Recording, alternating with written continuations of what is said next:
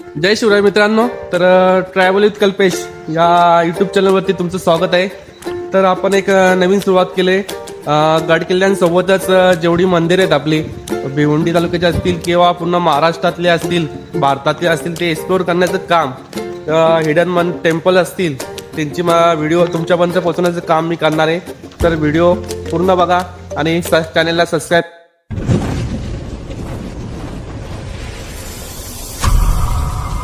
जय शिवराय मित्रांनो. तर आज आम्ही आलेले आहे आपल्या भिवंडी तालुक्यामधील असं एक शिवमंदिर. ते प्राचीन शिवमंदिर आहे आपल्या लोणार गावाजवळ खंडेश्वरी मातेचं शिवमंदिर. त्याच्या आपण व्हिजिट द्यायला आलो आहे.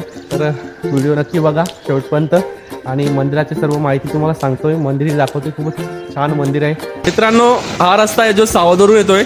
आपण जर कल्याणवरून येत असाल तर या रस्त्याने येवा जानवल गावापाशी, आणि हा रस्ता तो आपला मुंबई नाशिक हायवे तिकडून येतो. जानवल गावाशी आपण आलात तर आपल्या समोरचा फलक दिसायला शिव खंडेश्वरी माता मंदिर कडे जात रस्ता, आणि हा वरती जाण्याचा रस्ता आहे दिसतो आपल्याला. फलक लावला आहे. हा रस्ता आहे आपल्या मंदिराकडे जाण्यासाठी. जानवल गावापासून आपण टर्न मारला आणि टर्न मारल्यानंतर हा कॉन्क्रीटचा रस्ता आहे वरती येण्यासाठी. तर आपण आलो आता मंदिरापाशी. हा बघा शिव खंडेश्वरी माता मंदिर, लोणार भावाले गाव. आणि समोरचा व्ह्यू बघा किती खूपच छान वाटतंय. आणि हा प्राचीन शिव मंदिर दगडी कातलामध्ये कोडलेला आपण पाहू शकता. याची रचना किती आहे. आणि वरती आपला भगवा ध्वज. तर आता आपण मंदिरात जाऊ. मंदिराच्या आतमध्ये जाण्याआधी इथे लावलंय बोर्ड लावलाय, कृपया हातपाय धुवावे. खूपच चांगलं असं उपकरण. आपण हातपाय पण धुवून घेऊ. हातपाय धुण्यासाठी एक जागा आहे. आणि त्याच्या बाजूला आपण बघितलं तर एक कुंड आपल्याला पाहायला मिळतोय इथे.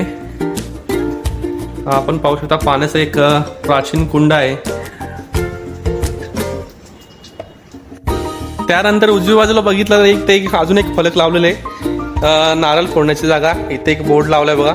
इथं नारळ फोडण्यासाठी एक जागा केली आहे. खूपच चांगलं. आणि इथे आपण पाहू शकता त्याच्या बाजूलाच एक प्राचीन शिला मूर्त्या कोरल्या. ती सुरेख नक्षीकाम, परंतु हे प्राचीन असल्यामुळे आता एक काला चौकामध्ये कमी होत चाललेले आपण पाहू शकता.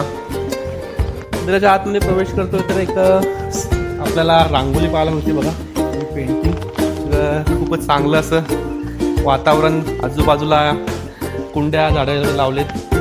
आता आपण मंदिरामध्ये जाऊ. मंदिरामध्ये प्रवेश करतोय.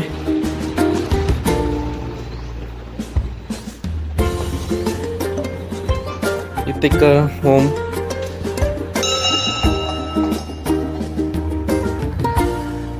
बाजूला बघाल तर आपल्या महाराष्ट्राची संतांची परंपरा असा एक फलक इथे आपल्याला पाहायला मिळतोय.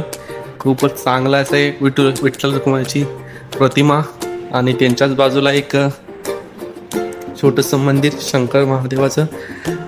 आपले सर्व देवांची देवींची आणि आपल्या आराध्य दैवत छत्रपती शिवाजी महाराजांचं एक फलक पाहायला मिळतो. खूपच छान असं.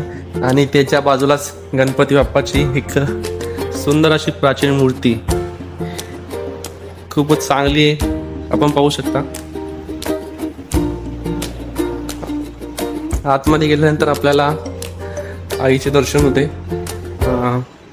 श्री महाकालची मूर्ती, त्यानंतर आई खंडेश्वरीची मूर्ती आणि आई कालिकेची मूर्ती आपल्याला इथं पाहायला मिळतात गर्भगृहामध्ये.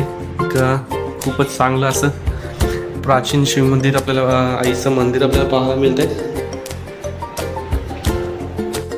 आपण समोर पाहू शकता की पूर्णपणे हा डोंगर आहे. डोंगरातले जे 4 खांब आहेत, हा पहिला, दुसरा आणि तिसरा, चौथा, या खांबावर आधारित हा पूर्णपणे मंदिर आहे.